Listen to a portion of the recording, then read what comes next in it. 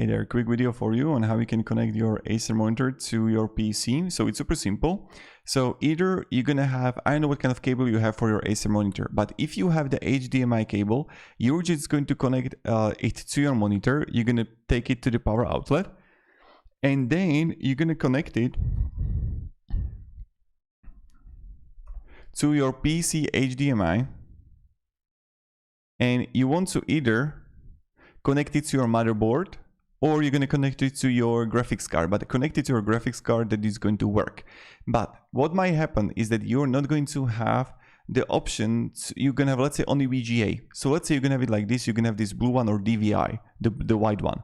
Then you just need to locate it on your motherboard where you're going to have it, the VGA or DVI. And if you're not going to find it, then you need to find and buy the adapter. So you're going to buy a VGA adapter like this, that you're going to connect the VGA and then the HDMI to the PC, and you got it. Super simple.